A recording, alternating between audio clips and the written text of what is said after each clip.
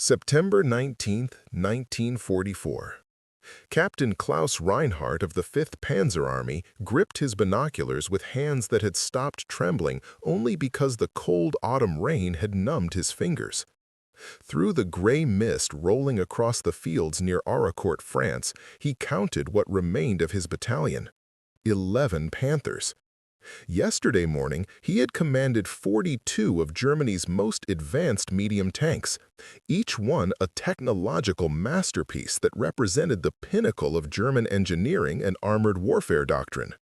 Before we jump back in, tell us where you're tuning in from, and if this story touches you, make sure you're subscribed, because tomorrow I've saved something extra special for you.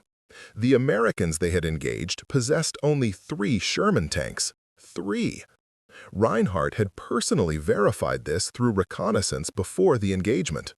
His tactical training at the Panzer School in Wunsdorf had taught him that such odds represented not a battle, but an execution. The Panther's 75mm high-velocity gun could penetrate a Sherman's frontal armor at ranges exceeding 2,000 meters. The Sherman's 75mm gun struggled to damage a Panther's frontal plate even at point-blank range. Every technical manual, every tactical assessment, every bit of combat experience from North Africa to the Eastern Front confirmed what should have happened. Yet 31 of his Panthers now sat as burning wrecks scattered across 5 kilometers of French countryside. The 3 American Shermans had withdrawn in good order, their crews alive, their vehicles operational. Reinhardt pulled out his leather-bound field journal, the same one he had carried since the invasion of France in 1940, and began to write with a fountain pen his father had given him upon his commission. The ink blotted slightly in the rain. "We have engaged an enemy that does not fight according to the rules we know. What occurred today defies not merely tactical expectation, but physical possibility, as our instructors explained it.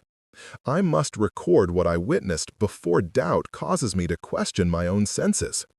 The German armor offensive into Lorraine in September 1944 had been conceived as a counterattack that would demonstrate the continued superiority of German armored forces despite their strategic retreat across France. Following the breakout from Normandy, American forces under General George Patton had driven eastward with alarming speed, their supply lines stretched thin, their flanks exposed. German high command saw an opportunity to strike at the vulnerable Third Army spearheads, particularly around the town of Arracourt, where American forces had established a tenuous salient. The Fifth Panzer Army assembled for this operation represented a concentration of Germany's remaining elite armored units. Unlike the desperate scratch formations being thrown together on other fronts, these were veteran crews with months or years of combat experience, equipped with the latest variants of the Panther and Tiger tanks that had struck fear into Allied tankers since their introduction at Kursk in 1943. The Panther Ausf-Gay tanks that made up the bulk of Reinhardt's battalion were the most refined version of a design that German engineers considered the finest medium tank in the world. With sloped frontal armor, 80 millimeters thick, set at optimal angles, a powerful 700 horsepower Maybach engine, and the devastating 75 millimeter KWK-42 L70, the Panther outclassed the American M4 Sherman in virtually every measurable category. German tank crews had been extensively trained in the technical superiority of their machines. At the Panzer training grounds, instructors used captured Sherman tanks as targets to demonstrate the Panther's penetrating power. Film footage of these demonstrations was shown to new crews as both instruction and morale building. The message was clear and consistent. One Panther could reliably engage and destroy 4 or 5 Shermans before being at risk itself. This confidence was not merely propaganda. Combat reports from Normandy had documented numerous engagements where small numbers of German heavy tanks had inflicted disproportionate casualties on American armor. At Villers-Bocage in June, a single Tiger tank commanded by SS Obersturmführer Michael Wittmann had destroyed an entire British armored column. Such examples reinforced German tankers' belief in the decisive advantage their superior technology provided. Major Heinrich Volker, the battalion commander to whom Reinhardt reported, had fought on the Eastern Front since 1941. He had commanded Panzer IIIs during the drive to Moscow, Panthers at Kursk, and had survived the catastrophic defeats of 1944 with his reputation as a skilled tactician intact. When Volker briefed his company commanders on the evening of September 18th, his confidence was palpable. "The Americans have numbers," he told the assembled officers in a barn serving as their headquarters. "They have fuel, they have ammunition, and they have the arrogance that comes from weeks of unopposed advance. What they do not have is our experience or our equipment. Tomorrow we will remind them that this war is not yet decided." The intelligence reports Volker presented seemed to confirm the favorable tactical situation. American forces around Arracourt were identified as elements of the 4th Armored Division, spread thin across a wide front. Aerial reconnaissance had spotted concentrations of Sherman tanks in assembly areas, but German intelligence estimated these forces were low on fuel and ammunition after their rapid advance from the Seine. The weather forecast predicted continued rain and low clouds that would ground American fighter bombers, eliminating the one tactical advantage the Americans had consistently demonstrated. The plan called for a three-pronged assault at dawn, with Reinhardt's company forming the northern pincer.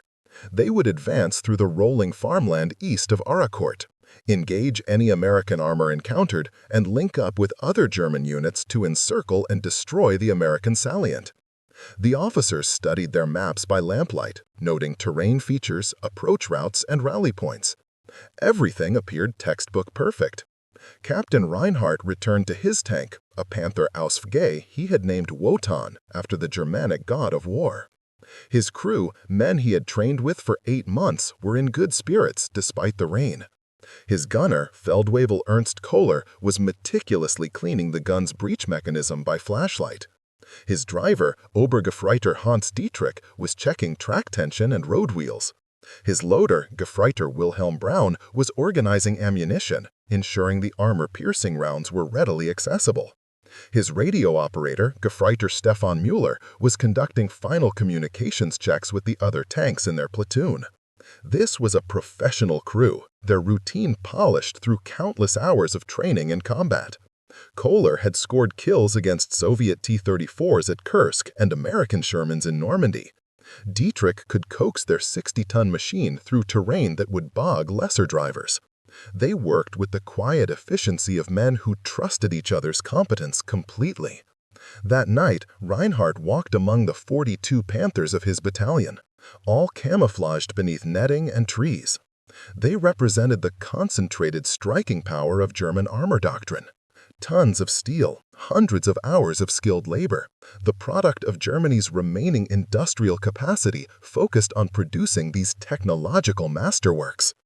Each tank carried 60 rounds of high-velocity ammunition, each shell capable of penetrating any American tank at battle ranges. The fuel tanks were full, a precious commodity in late 1944, but allocated generously for this offensive. Maintenance crews had worked through the previous night, ensuring every vehicle was mechanically perfect. As Reinhardt climbed back into Wotan's turret to try to sleep before dawn, he felt the same confidence his commander had expressed. The numbers, the technology, the training all favored a decisive German victory. The American positions ahead of them held perhaps a company of Shermans, maybe 15 or 20 tanks spread across several kilometers. Even if the Americans fought with desperate courage, the mathematics of armor combat were unforgiving. Superior range, superior penetration, superior protection. These factors would decide the battle before tactics or bravery could make a difference. The rain continued through the night, turning the fields into mud, but not enough to impede the Panthers' wide tracks and powerful engines. At 0530 hours, as the first gray light began to outline the eastern horizon, the German armor began to move. Preparing and narrating this story took us a lot of time, so if you are enjoying it, subscribe to our channel. It means a lot to us. Now, back to the story. 42 Panthers rolled forward in tactical formation, their engines creating a rumble that Reinhardt imagined the Americans must surely hear. The sound of German armor on the move had once meant inevitable victory. Today, he expected, would restore that reputation after the setbacks of summer. The initial advance proceeded exactly as planned. Reinhardt's company moved through small villages already abandoned by French civilians, past hedgerows and across open fields that the rain had made slick but not impassable. Radio communications between tanks maintained proper discipline. Visibility was limited by morning mist, perhaps 800 meters, but this was adequate. Panthers could kill Shermans at that range with ease. At 0647 hours, Reinhardt's lead platoon reported contact. American armor, 3 tanks, positioned hull down behind a slight ridge near a village called Arracourt. The report was almost disappointing. 3 tanks. Reinhardt deployed his company into an assault line, 12 panzers advancing in coordinated formation. This would be over in minutes. Through his commander's cupola, Reinhardt could see the distinctive profiles of Sherman tanks perhaps 1,000 meters distant. They appeared to be the standard M4A1 variant, 75mm gun, nothing special. One of his platoon leaders requested permission to engage. Reinhardt granted it, expecting to watch the textbook destruction of an overmatched enemy. What happened next would haunt Klaus Reinhardt for the rest of his life. The lead German Panther fired first, a perfect shot at a stationary target. Kohler, watching through binoculars from Wotan, confirmed the round struck the Sherman's frontal armor. It should have been a kill. Instead, the Sherman backed down from its position, apparently damaged but mobile. Before the German tanks could fire again, all 3 American Shermans opened fire simultaneously. The Germans had been trained that Sherman gunnery was inferior, that American crews lacked the precision of German veterans. The next 30 seconds destroyed that assumption along with 3 Panthers. The first Sherman's round struck the lead German tank on its lower glacis plate, where the armor was thinner. The Panther erupted in flames as the penetrating shot ignited its ammunition. The second Sherman targeted a Panther on the German right flank, its round somehow finding the narrow gap between the turret and hull. The third Sherman shot struck another Panther's gun mantlet, a precision shot that penetrated through the one vulnerable point in the frontal armor. 3 German tanks destroyed in as many seconds. Reinhardt ordered his remaining Panthers to spread out and advance. The tactical doctrine was clear. Use superior range, use superior mobility, flank the enemy position. His tanks accelerated, their powerful engines driving them forward through the mud. The 3 Shermans withdrew to new positions, and here Reinhardt noticed something that contradicted everything he knew about American tactical doctrine. The Shermans were not retreating in panic. They were conducting a fighting withdrawal with textbook precision, using terrain for cover, displacing individually while the others provided overwatch, maintaining fields of fire that created interlocking kill zones. This was not the behavior of inferior crews and inferior machines. This was the work of professionals who understood their equipment and their terrain perfectly. Over the next 2 hours, Reinhardt's company pursued those 3 American tanks across 5 kilometers of French countryside. Every time the Panthers closed to what should have been killing range, the Shermans would engage, destroy 1 or 2 German tanks with impossible accuracy, then displace before the Germans could coordinate effective return fire. The Americans were using tactics that seemed to anticipate every German move. When Reinhardt tried to flank left, the Shermans repositioned to cover that approach.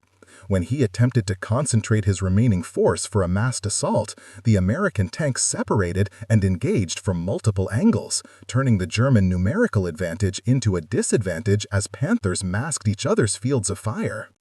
By 0830 hours, Reinhardt had lost 8 Panthers. The 3 American Shermans remained operational. He ordered his surviving tanks to take cover behind a tree line and reassess. His hands were shaking now, not from cold, but from the disorientation of watching everything he knew about armored warfare prove false. Kohler, his veteran gunner, was white-faced.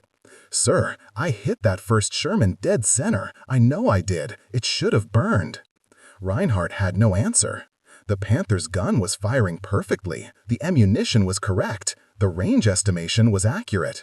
Yet somehow, impossibly, the technically inferior American tanks were winning. Through his binoculars, he could see one of the Shermans repositioning again. It moved with a fluidity that seemed wrong for a tank he had been taught was mechanically crude and unreliable. Its turret traversed smoothly, the gun elevated and depressed with what appeared to be hydraulic precision. As Reinhardt watched, that Sherman fired at a Panther that had exposed itself while trying to flank.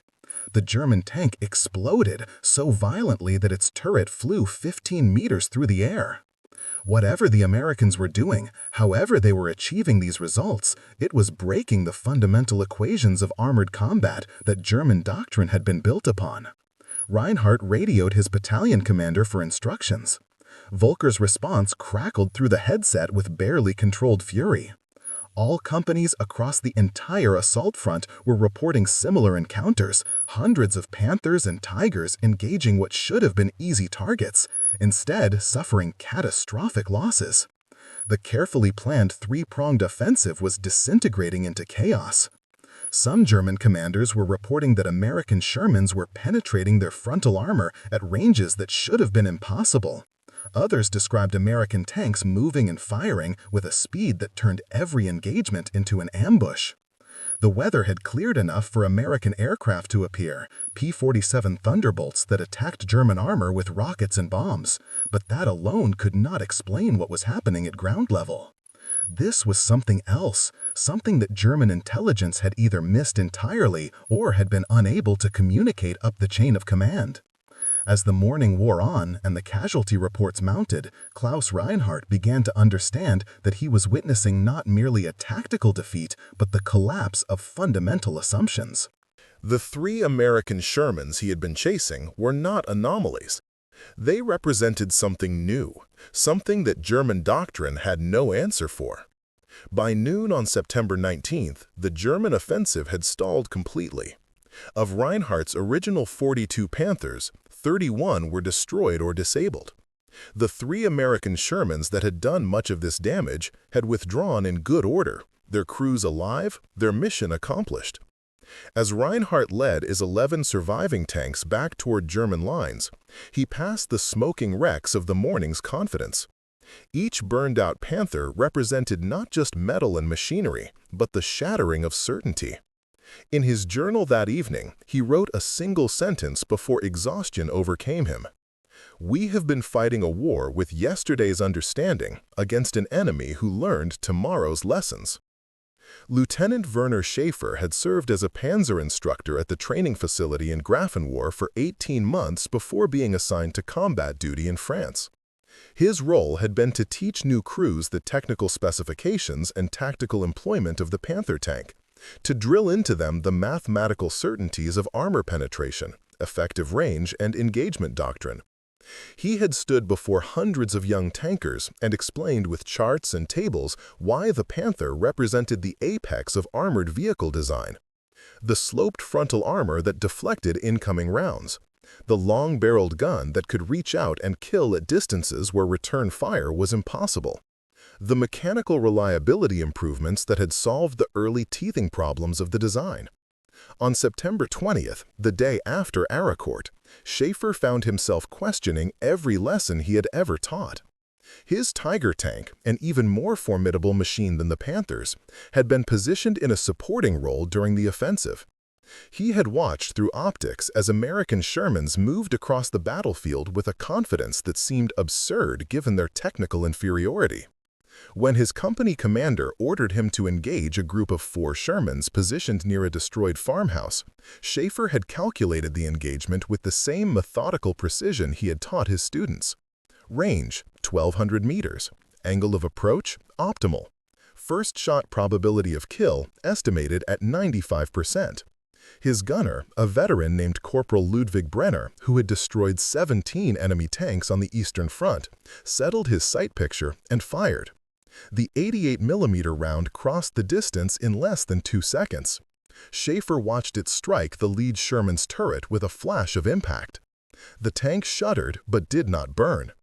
Before Brenner could load a second round, all 4 American tanks pivoted and returned fire in a coordinated volley that spoke of extensive training and clear communication. One round struck a Panther positioned 50 meters to Schaefer's left. Another hit the ground in front of his Tiger, throwing mud across the forward vision blocks.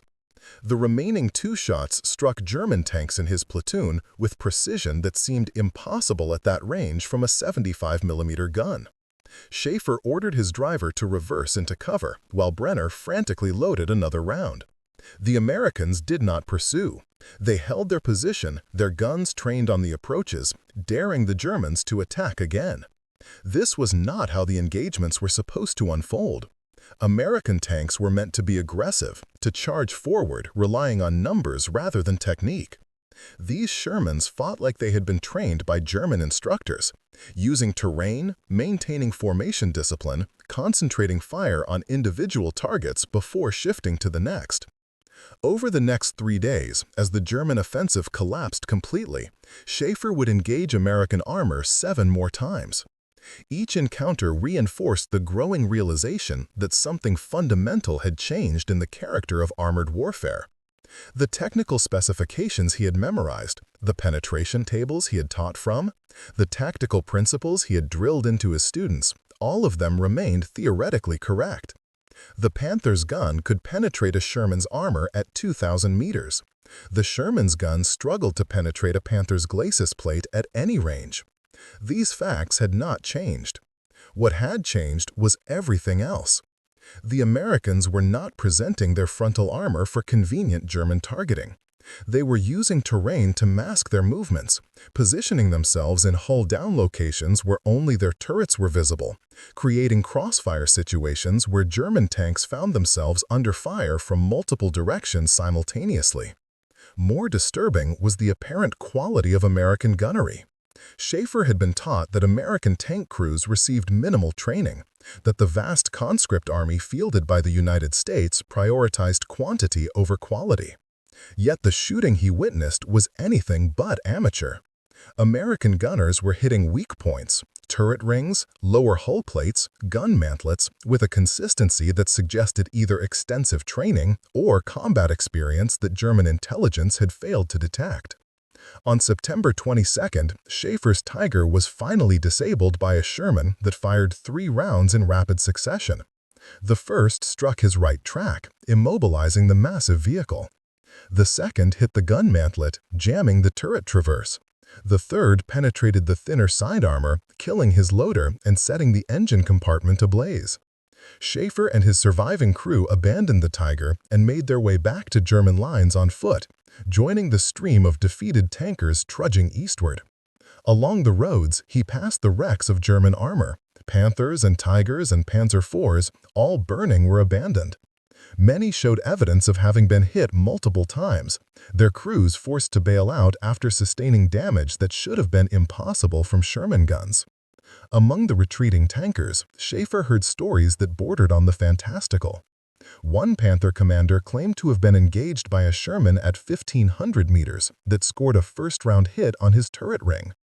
Another described watching American tanks advance through a minefield as if they knew exactly where each mine was buried. A Tiger crew reported being ambushed by Shermans that appeared to have been waiting in perfect positions, as if they had known the German route of advance hours beforehand. At first, Schaefer dismissed these accounts as the usual exaggerations and excuses that followed any defeat. Soldiers always blamed their failures on enemy advantages rather than their own shortcomings. But as he listened to more and more veterans, men whose competence and honesty he trusted, a different picture began to emerge. The Americans at Arracourt had not simply gotten lucky. They had demonstrated a level of tactical sophistication and technical capability that German intelligence assessments had completely failed to predict. When Schaefer reached the hastily established field headquarters where survivors were being reorganized, he found Colonel Friedrich Becker attempting to compile accurate after-action reports from the chaos of retreat. Becker was a career officer who had commanded armored formations since the Polish campaign of 1939. His tactical acumen was respected throughout the Panzer Corps. Now he sat behind a battered field desk, his face drawn with exhaustion and something that looked like bewilderment. Schaefer reported his own experiences, sticking to observable facts and avoiding speculation. Becker listened without interruption, occasionally making notes. When Schaefer finished, the colonel leaned back and removed his glasses to clean them, a gesture Schaefer recognized as a way to buy time for thought. "Lieutenant, I have heard similar accounts from 40 other crews in the past 6 hours. The pattern is consistent across all units." American tanks that fight with precision we did not expect. Gunnery that exceeds what our intelligence suggested was possible. Tactical coordination that speaks to training we were told they did not receive. Most disturbing, there were reports of American tanks defeating our armor at ranges and angles where our calculations say they should not have been able to achieve penetration. Becker pulled out a folder containing technical documents, penetration tables, and armor specifications. These were the same documents Schaefer had used during his training duties. According to these figures, a Sherman 75mm gun firing standard M61 armor-piercing ammunition cannot penetrate a Panther's frontal glacis at ranges exceeding 500 meters. Yet we have multiple confirmed instances of Panthers being destroyed at ranges of 800 meters or more by frontal hits.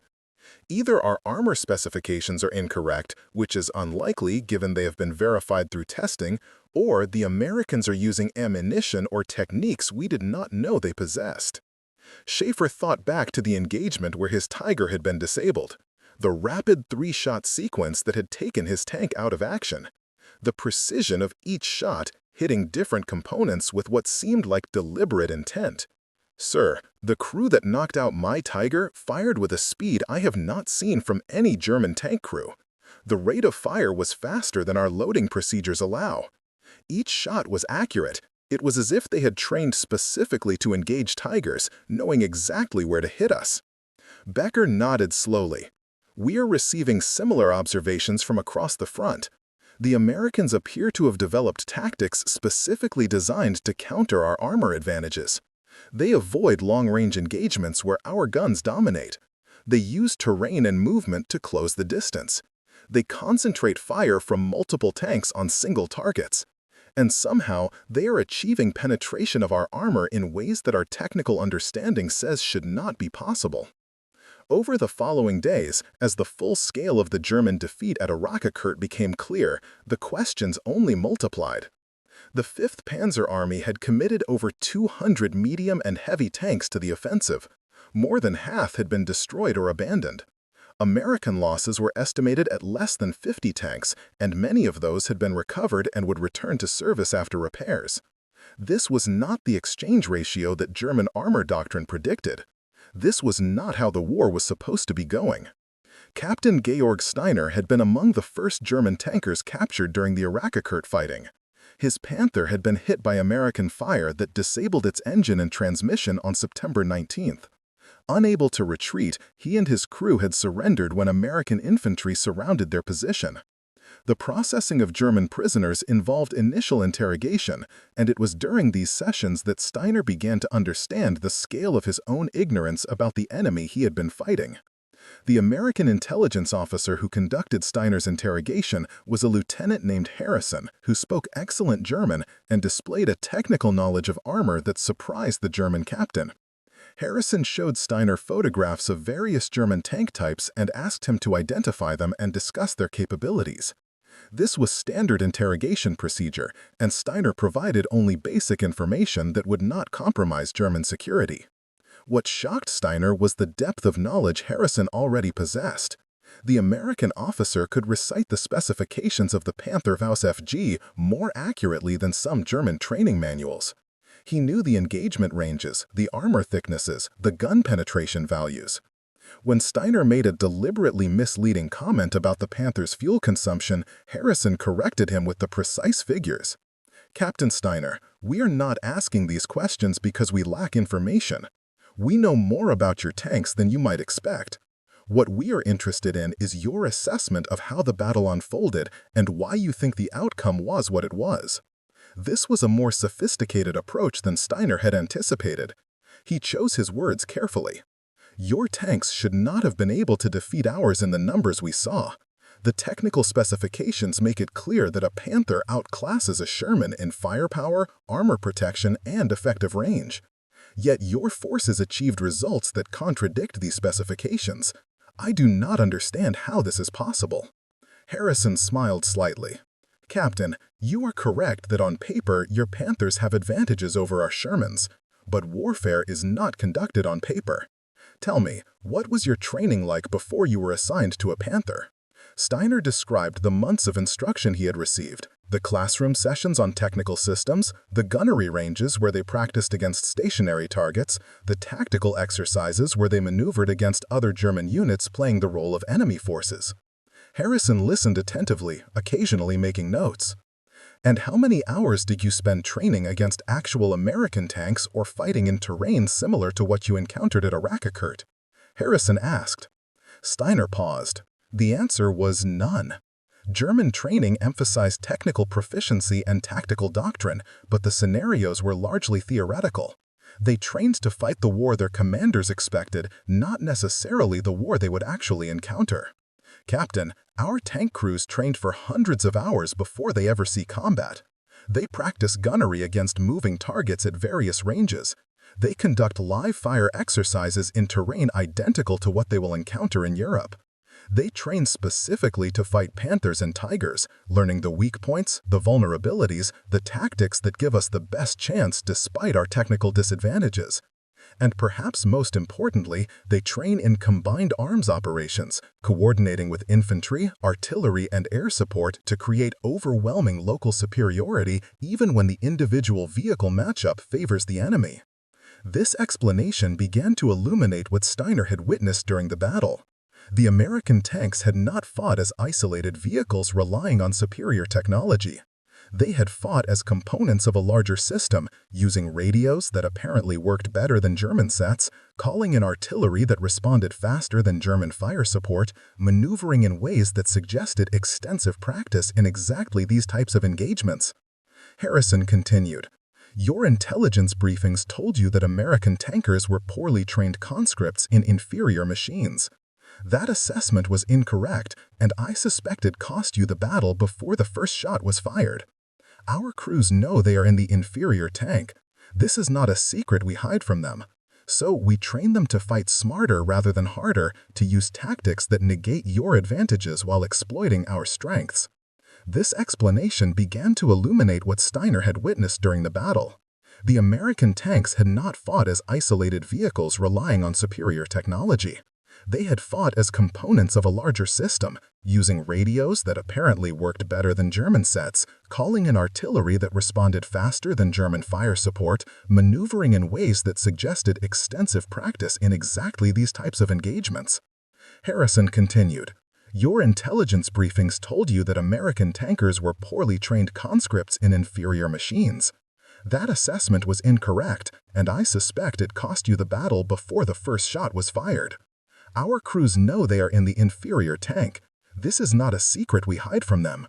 So we train them to fight smarter rather than harder, to use tactics that negate your advantages while exploiting our strengths." Steiner was escorted to a prisoner compound that had been established in an old French army barracks. Here he encountered dozens of other German tankers who had been captured at Arracourt, men from various units all sharing similar stories of impossible American gunnery, coordinated tactics, and shocking German losses. In the evening, sitting on a bunk in the cramped quarters, Steiner conversed with a Panther commander named Lieutenant Otto Friedrichs, who had been captured on September 20th. Friedrichs had fought in North Africa and on the Eastern Front before his assignment to France. His combat experience was extensive, his tactical judgment sound. Yet even he seemed shaken by what he had experienced. "In Russia, we feared the T-34 because of its numbers and the reckless courage of Soviet crews," Friedrich said quietly. "But we understood that tank. We knew how to fight it. The Americans are different. They are not reckless. They are methodical. Every move seems calculated.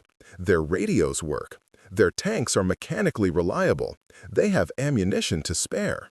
And somehow they shoot better than their equipment should allow." Another officer, a captain named Klaus Zimmermann, joined the conversation. Zimmermann had been an instructor at the Panzer School before being assigned to combat duty. "I have been thinking about the engagement ranges," Zimmermann said. "At Arracourt, we were often fighting at distances of 800 to 1,200 meters.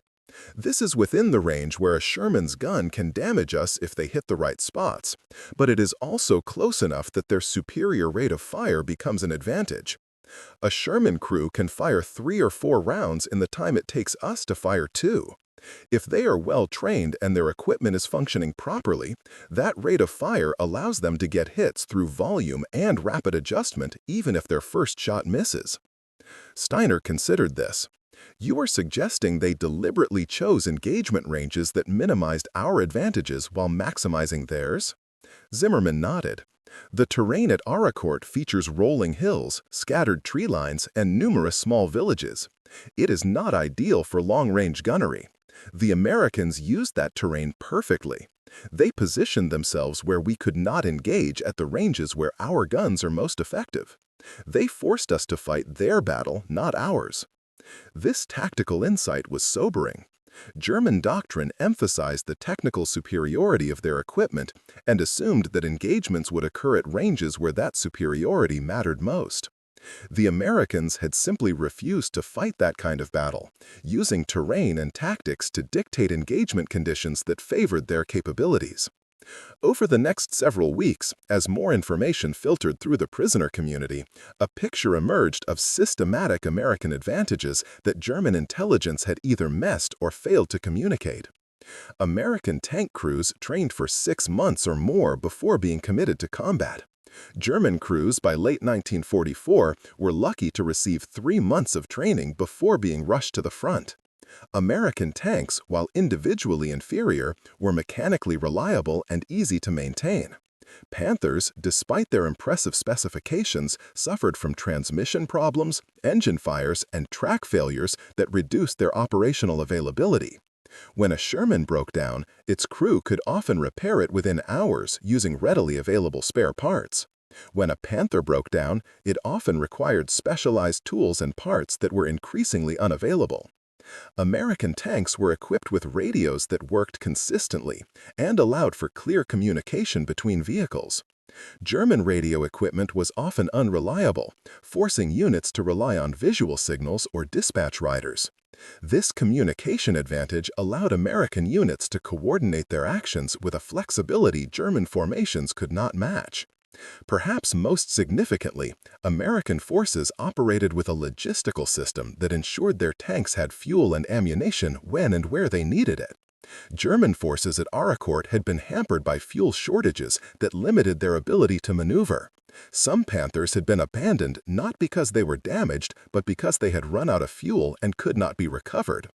Lieutenant Schaffer, after several weeks in captivity, was transferred to a processing center in Cherbourg where German prisoners were being assembled for eventual transport to camps in Britain or America. The facility was organized and efficient, a stark contrast to the chaos of the retreat from Arracourt. Here, Schaffer encountered Major Anton Bauer, a logistics officer who had been captured when his headquarters was overrun.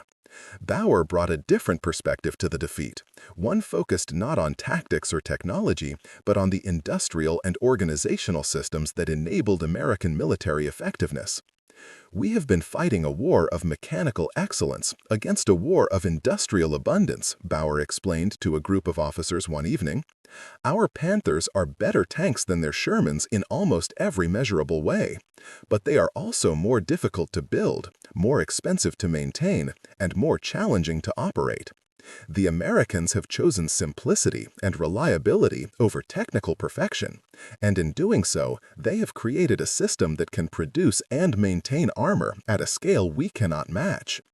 Bauer had figures that he had managed to preserve during his capture, production statistics that painted a grim picture. In 1944, Germany will produce perhaps 6,000 armored vehicles of all types, he said. The Americans will produce over 20,000. Our industry is focused on creating the best possible tank. Their industry is focused on creating adequate tanks in overwhelming numbers. When we lose a Panther, it represents months of specialized labor and resources we can barely spare. When they lose a Sherman, it is replaced within weeks from production lines that operate around the clock. These numbers provided context for what had happened at Arracourt. The Fifth Panzer Army had committed its carefully husbanded armor reserves to an offensive that German planning assumed would catch American forces overextended and vulnerable. Instead, they had encountered well-trained crews in reliable tanks, supported by logistics that ensured they never ran out of fuel or ammunition, backed by artillery and air power that responded within minutes to calls for support. The German force had been outnumbered, outmaneuvered, and ultimately destroyed, not because German tankers lacked courage or skill, but because they were fighting against an entire system of warfare that their intelligence services had failed to adequately assess. As Schaffer lay on his bunk at night, listening to the quiet conversations of other prisoners, he reflected on the lessons of Arracourt. The battle had shattered the comfortable certainties that German armor superiority would be decisive. It had revealed that technical specifications meant far less than training, tactics, logistics, and the industrial capacity to sustain operations.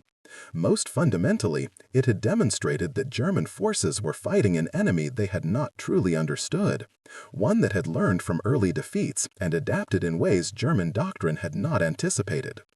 Up next, you've got two more standout stories right on your screen. If this one hit the mark, you won't want to pass these up.